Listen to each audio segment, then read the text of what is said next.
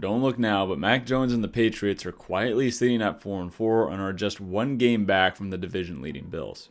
They have some quality performances against playoff teams like the Cowboys, Bucs, and Chargers, and have put themselves in a position to make some noise down the stretch. A lot of their success on offense is due to the growth of Mac Jones. While he's not setting the world on fire, he's continually growing from week to week and even within games. There are some mechanical issues that are popping up which cause some of his inaccuracy, but from a decision-making standpoint, he very rarely makes the same mistake twice. Early on in the season, he played it a little safe. That's to be expected for a rookie quarterback.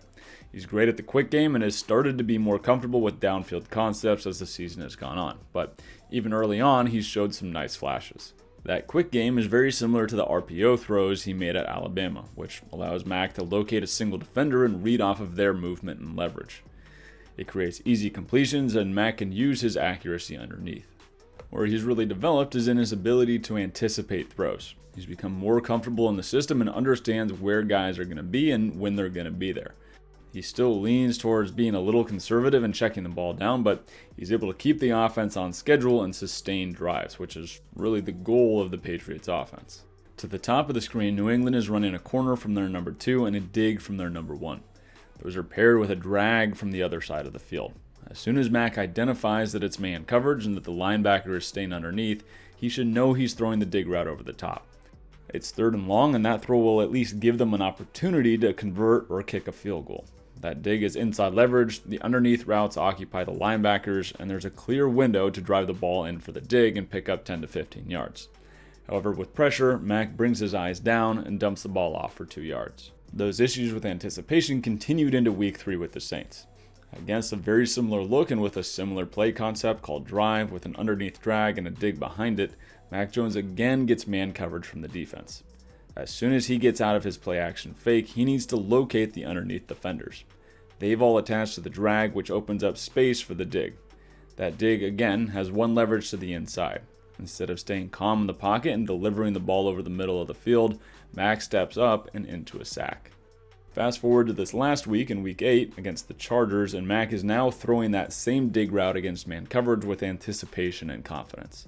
The Patriots are running wide cross with Hunter Henry coming across the field. As the linebacker attaches to that route, Mac knows he has the dig behind it isolated with nobody to interfere.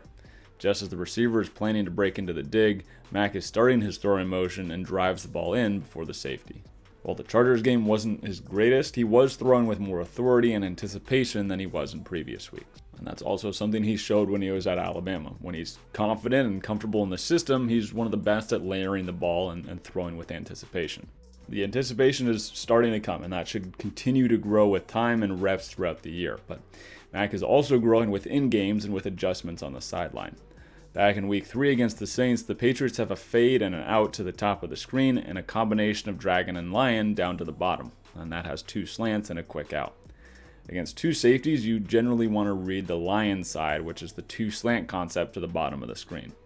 In this case, the linebacker flies down on the flats and the inside slant is open behind them.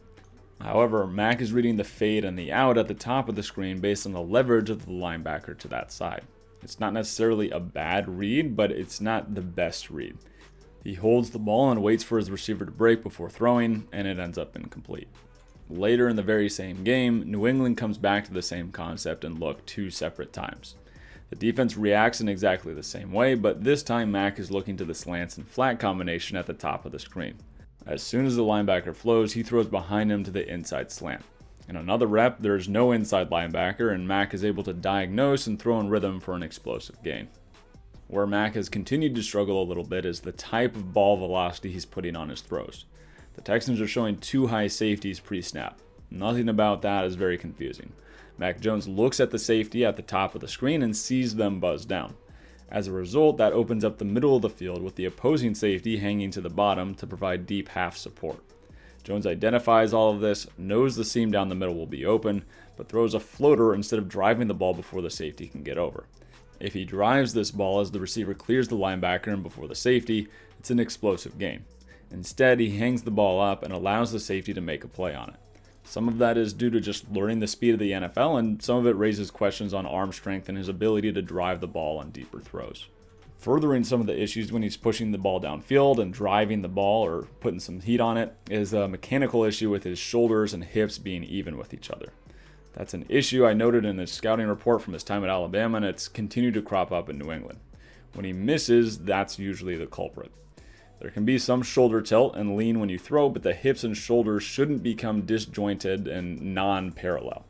When that happens, it causes quarterbacks to pull down on the ball and slice, which can lead to some horizontal inaccuracy, and depending on the degree of the tilt, that can also cause some vertical inaccuracy as well. On this throw versus the Saints, there's a lot of mechanical issues going on. As he comes out of the play fake and identifies his receiver, he rises as he begins his throwing motion.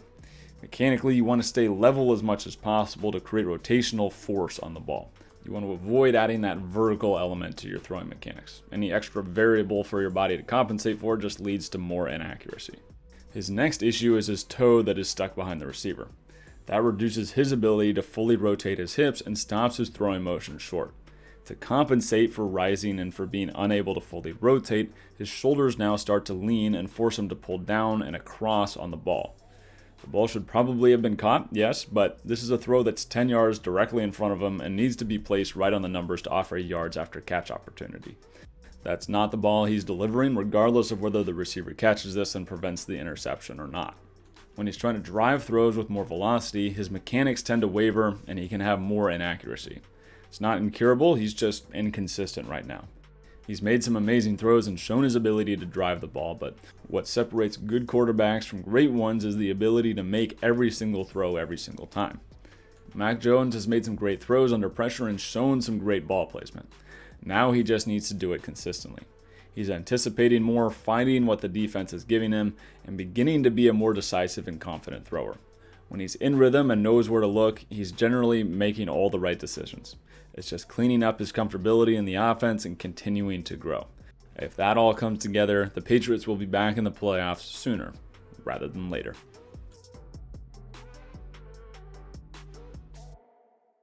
Hey guys, I appreciate you watching all the way through. Make sure you drop a comment. Let me know someone, a scheme, idea, person who you want to see broken down here in the future. I'm also releasing a speaking football course that goes over the basics of the language of football, what techniques are, what alignments are. So if you're interested in that, check out the link in the description.